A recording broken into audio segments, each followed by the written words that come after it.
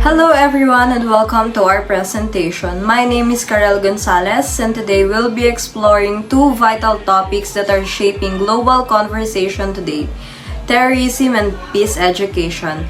Here's the overview of our topic to guide you through our discussion. So before we delve deeper into the relationship between these two, let's first take a moment to understand them individually. So what is terrorism? Terrorism is the use of violence or threats to create fear and achieve a specific goal, usually political, ideological, or religious. It is often aimed at innocent people or symbolic targets, and the goal is to disrupt societies or spread particular ideology. Terrorism can take many forms, such as bombings, shootings, attacks on infrastructure, and it causes harm not only in the victims but to entire communities. Now, let's turn to peace education. Peace education is about teaching individuals and societies the skills, values, and principles needed to resolve conflicts non-violently and to promote harmony. It focuses on building understanding and ability to address differences with mutual respect. One key aspect of peace education is promoting human dignity. This means recognizing that every person has a value and deserves to be treated with respect. It encourages us to appreciate each other's differences, whether they are based on culture, religion, beliefs, and to celebrate those differences rather than fear them. Another important part is cultivating nonviolence.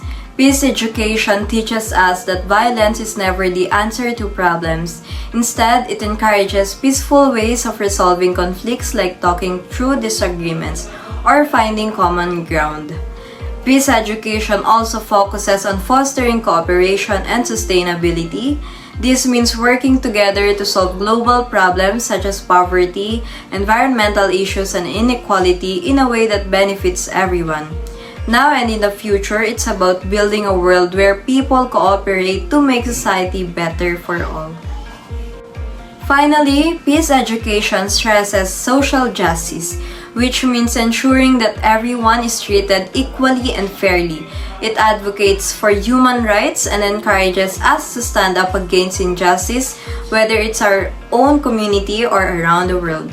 So, as we move forward, we'll explore how the principles of peace education can offer solution to global challenges of terrorism. And now, I'll be discussing the principle of peace building. First, promoting human dignity. Recognizing every person's inherent worth and equality is essential for fostering respect and inclusion.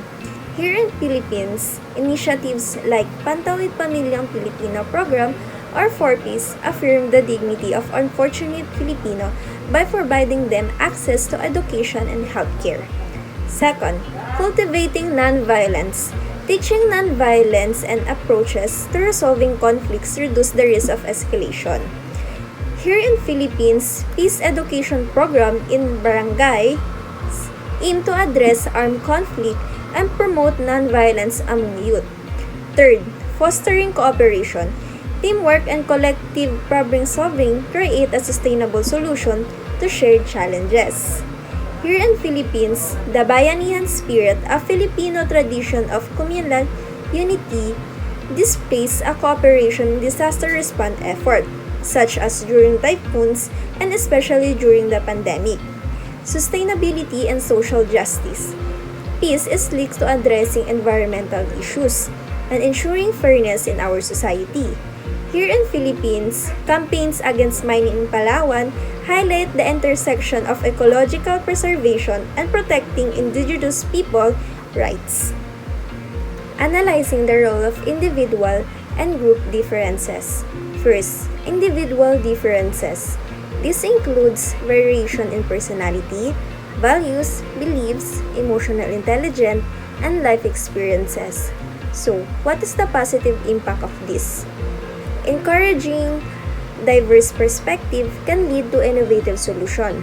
For example, incorporating youth voices in local governance has provide fresh ideas for addressing community challenges. However, what are the challenges we may face? Biases such as stigma against LGBTQ individuals may lead to discrimination and mistrust. Second, group differences. This includes difference in ethnicity, religion, socioeconomic status, gender, and cultural practices. So, what is the positive impact of this? Cultural diversity enrich Filipino identity, as seen in the coexistence of Christian, Muslim, and indigenous communities in Mindanao. Collective efforts in initiatives like Bangsamoro Organic Law have strengthened the peace processes. However, what are the challenges we may face?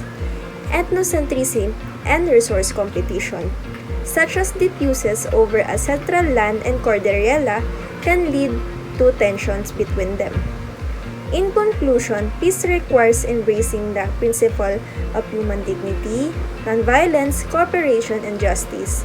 It also demands us recognizing the individuals and group differences as opportunity rather than barriers. The world can build a more harmonious society by addressing biases, promoting inclusion, and harnessing our diversity. Conflict theories in peace education emphasize that conflicts, while often seen as destructive, can play a vital role in societal growth, reform, and transformation. Three primary theories provide distinct perspectives on how conflicts arise and how they contribute constructively to society. Number one is functionalist theory. This theory is a natural and inevitable phenomenon in any society. It serves a functional role by exposing societal issues, challenging outdated systems, and sparking necessary reforms. The civil rights movement in the US serves as a notable example. The movement was fueled by widespread racial segregation and systematic inequality faced by African Americans. Number two is realistic conflict theory. This theory posits that conflicts arise when groups compete for limited resources, such as land, power, or employment opportunities. While competition fosters tension, resolving conflicts often leads to cooperation and stronger intergroup relationships. The Israeli-Palestinian conflict illustrates this theory. Both Israelis and Palestinians claim rights to the same territories, leading to decades of tension, violence, and mistrust. Number three is transformative conflict theory. This theory focuses on addressing the systematic and structural issues that underlie conflicts, such as inequality, oppression, or the lack of open dialogue. Conflict is viewed as a transformative opportunity to create a deeper and more meaningful societal change. The Bangsamoro Organic Law in the Philippines exemplifies this theory. Muslim Filipinos in Mindanao had long faced historical injustices, marginalization, and conflict due to unequal treatment and limited autonomy. Global peace education aims to empower individuals and communities with the tools to promote peace, address conflicts constructively, and prevent violence, including terrorism. It focuses on teaching tolerance, justice, human rights, and global citizenship while addressing the root causes of terrorism, which is often defined as the unlawful use of violence or intimidation to achieve political, religious, or ideological goals. Addressing root causes of terrorism. One of the key roles of peace education is to tackle the root causes of terrorism, such as poverty, inequality, and lack of education. These factors often leave individuals vulnerable to radicalization and exploitation by extremist groups. By promoting social and economic justice, peace education helps create opportunities and reduce marginalization, fostering resilience in communities. Promoting critical thinking. Extremist ideologies often rely on propaganda and narrow narratives that fuel hate and division. Peace education counters this by fostering critical thinking skills, enabling individuals to analyze and question extremist narratives. This approach empowers learners to resist manipulation and develop independent perspectives. Fostering intercultural understanding. Intercultural understanding is a cornerstone of peace education, as terrorism often exploits stereotypes, prejudices, and misunderstandings between different cultural, religious, and ethnic groups.